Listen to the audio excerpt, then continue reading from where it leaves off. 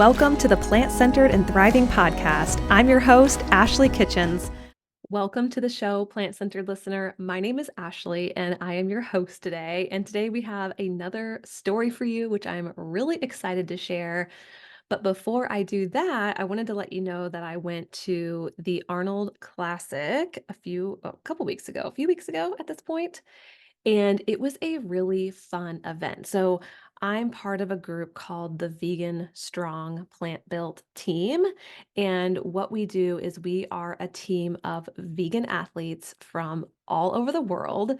And we get together to compete at places like Mr. America, which is what we did in October of 2023. And that was a blast.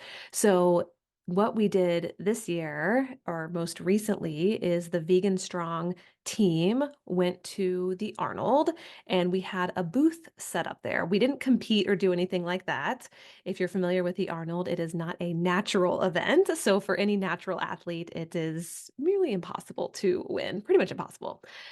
So we set up a booth at the Arnold Classic. There were so many vendors there, and there were between 100 and 150,000 people that came in for this event. It was insane. There were so many people. What was really neat was obviously there were very few vegan booths there. We happened to be strategically set up next to a vegan alternative like meat company, which was really fantastic and it smelled delicious all day. And what happened was is that our sponsors were incredibly generous and donated a bunch of product to us. And so what we ended up doing was we created gift bags to sell to support our team so that we could continue doing things like Mr. America and other events where we showcase that you don't need meat or dairy or any animal products to be strong, to be athletic, to be incredibly competitive. And so guess what ended up happening?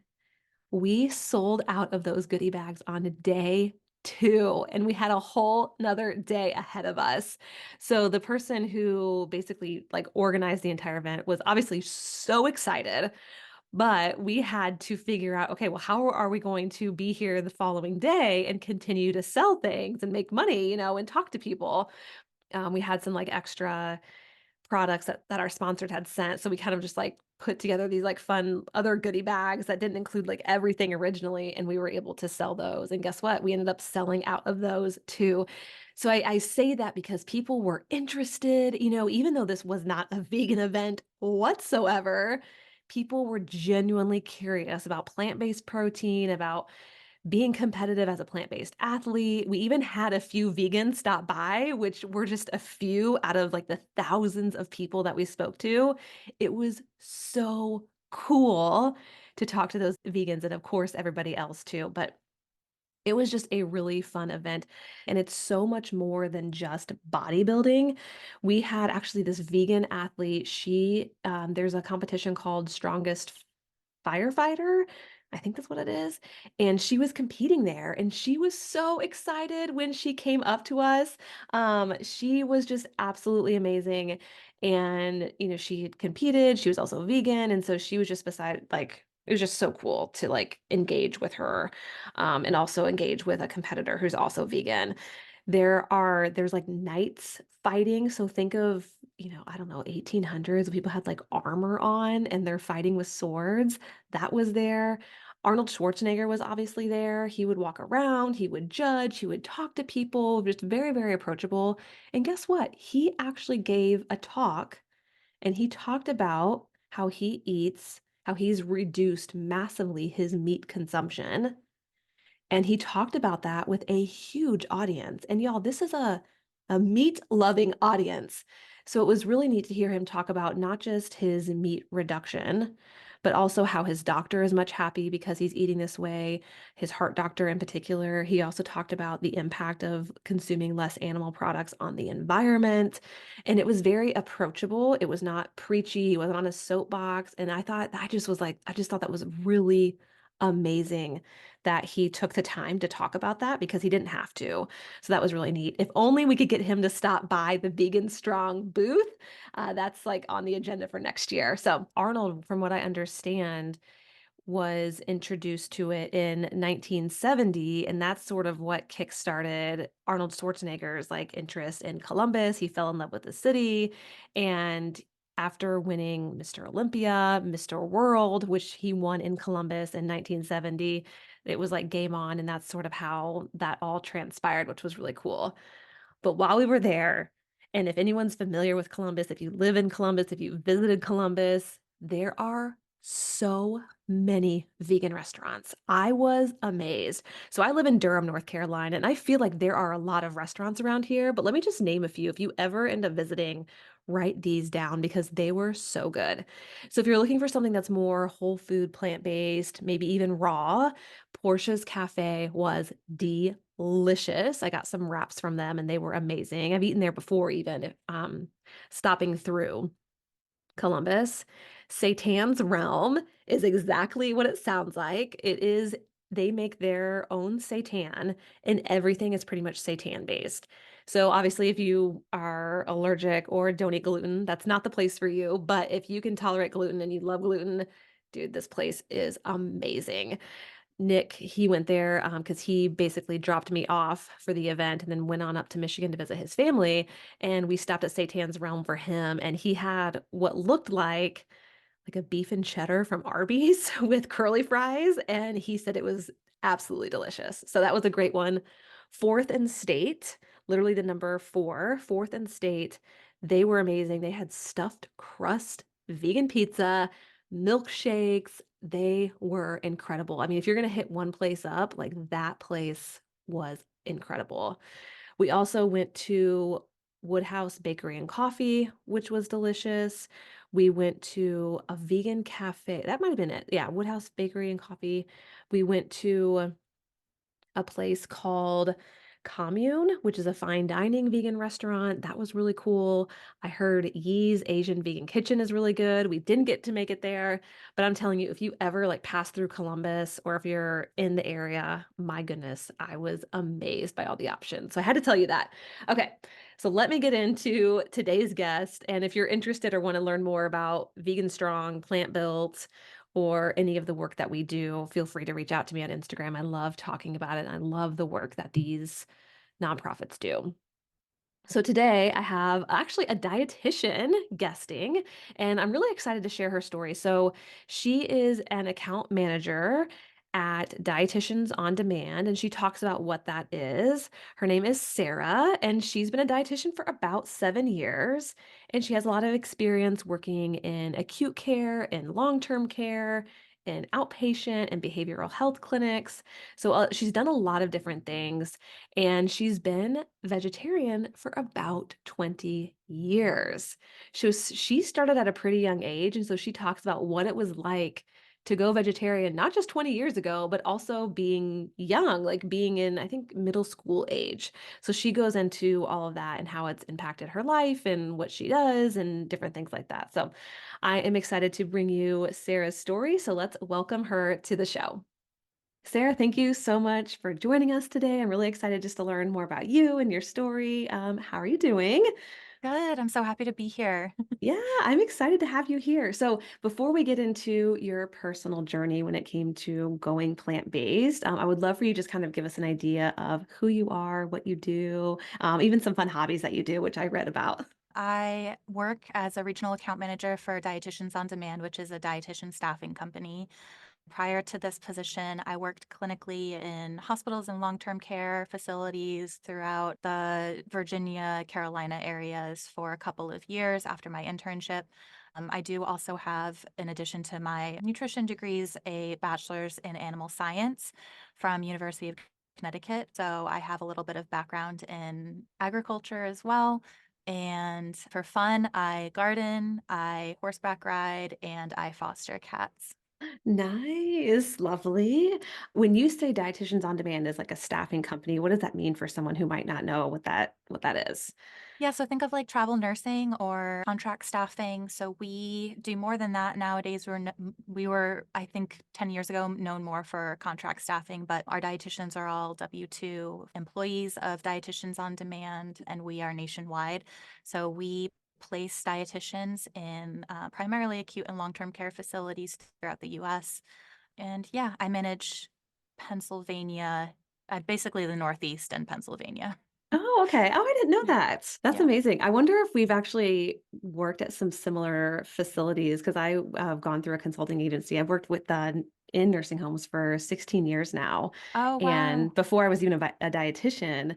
And so I've Wow. covered nursing homes in North Carolina and Virginia. And Okay. I really enjoy it. I have one facility now and I still really like doing it Oh, from time to time. yeah. I worked in North Carolina, primarily Asheville.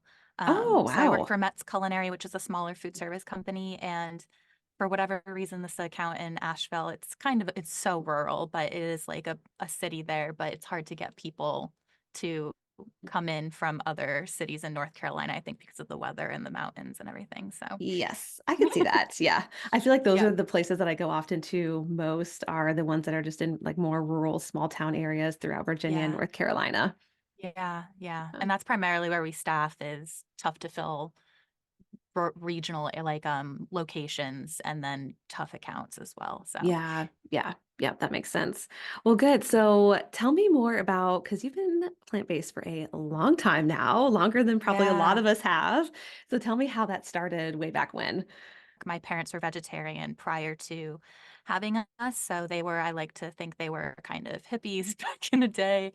And when my mom got pregnant with me, they went back to a meat diet for health purposes. It was very hard back in the 80s and early 90s to be plant-based. So I think just for nutritional purposes of like my well-being, and then they kept that diet of eating meat while we were growing up, basically to not force us to be on a vegetarian diet if it wasn't really our thing. And then my sister and I actually decided, without even really them saying anything to us, when she was around 10 or 11 and I was 13, that we wanted to go back to not eating any meat. For us, it was more of a animal welfare type of decision. So I got sucked into in my teens a lot of like PETA videos, which of course are quite traumatizing for a young kid or teenager. And so yeah, that's kind of where it started from. I've obviously love animals. I grew up around animals, so yeah. Yeah, I think that's amazing. So for your parents in particular, it probably wasn't as much of a shock, like, oh my gosh, what are we going to feed our kids? Because they had already done it for a while. Yeah, yeah, I think it was at first, I think they were a little bit like, "Are you sure you want to do this?" type of thing. Like, do you really understand what it entails? And then I think we did start off by just cutting out red meat, if I remember correctly, and then we cut out chicken eventually.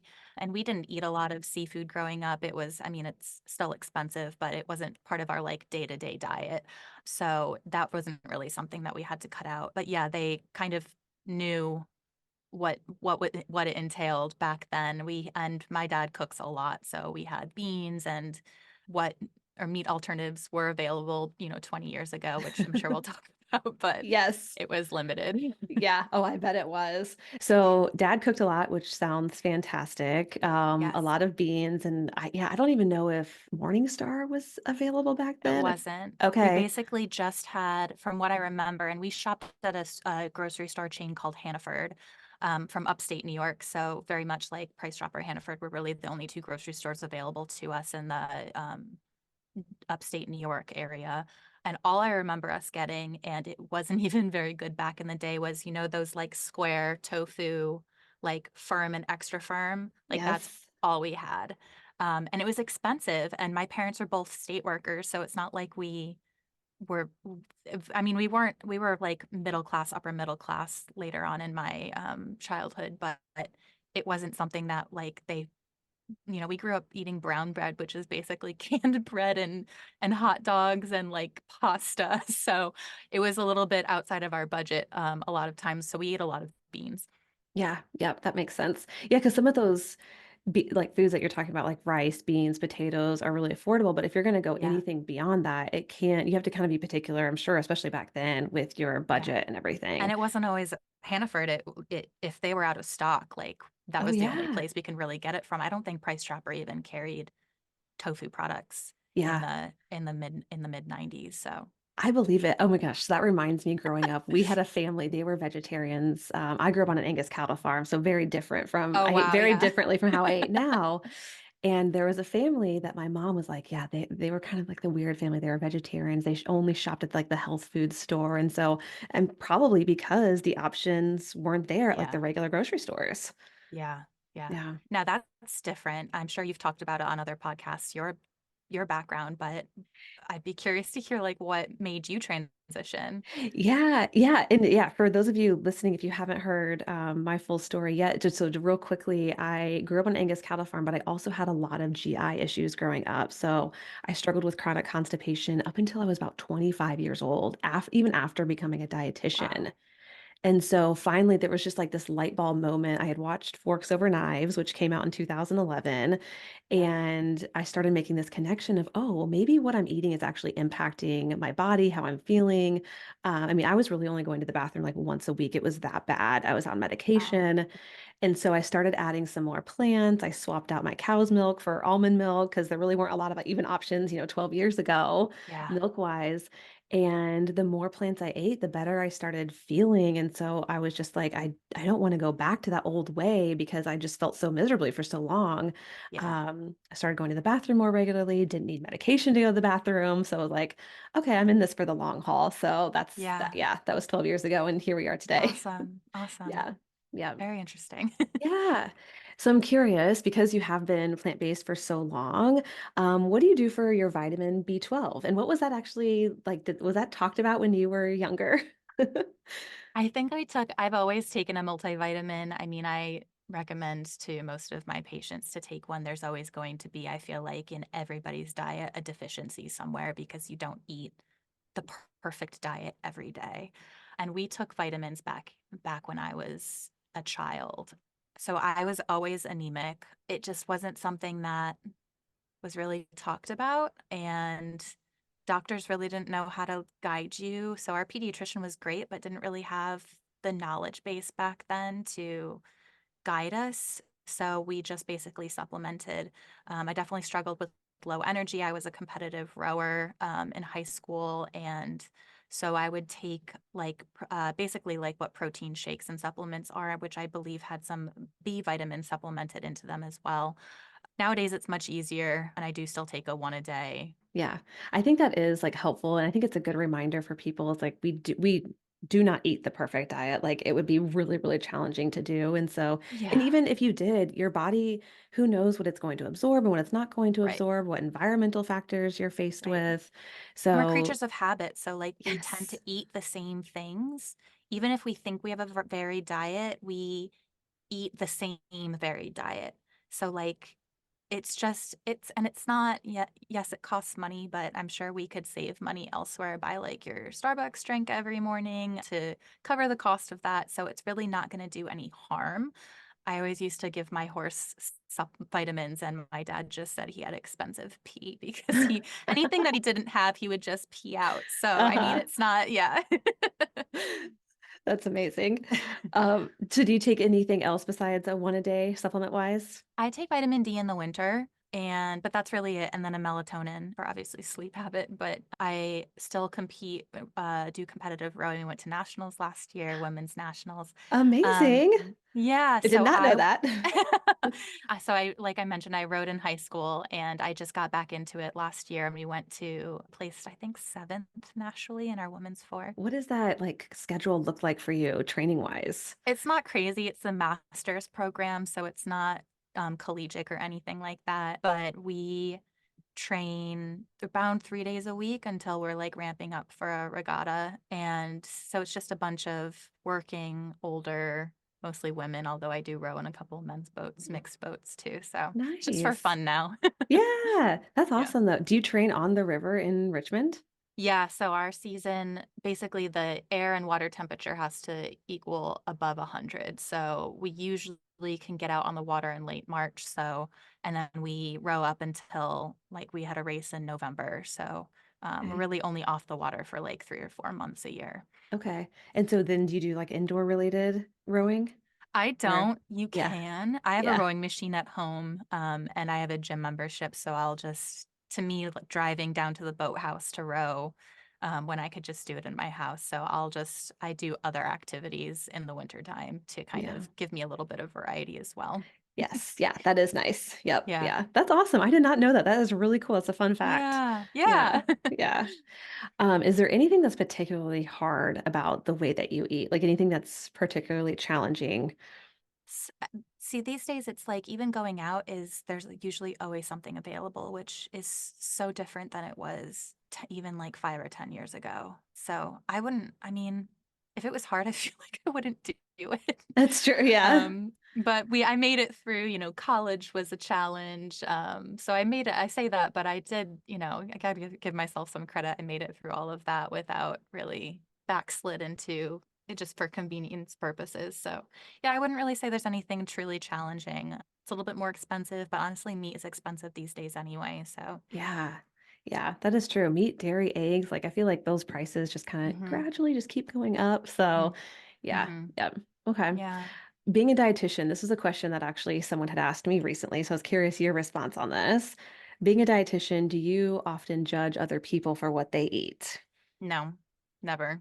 Yeah. Honestly, because I don't want people to judge me, and it's really none of my business. So, like, if somebody is coming to me and asking me for dietary advice, I'll give them my 2 cents, and we'll have like a conversation about it. Basically, be like a shortened version of a dietary recall and what they're looking to get out of talking to me. But there's room in everybody's diet for them to enjoy life and enjoy their food and whatever that is to them, that's their decision. And I hope they enjoy it because I Yep. do. Yep, absolutely. I think that's the main thing we want for anybody more than anything is just like that Yeah. they are enjoying what they're eating and that they have a good relationship with food and themselves Yes. too.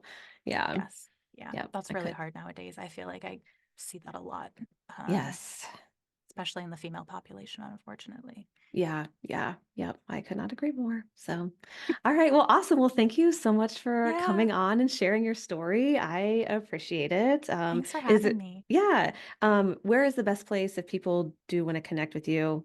I'm on LinkedIn. I don't go on super regularly, probably once a week. So if you message me, it might be a little bit before I get back to you. But you can also share my email address in the show notes if you want at Dietitians On Demand.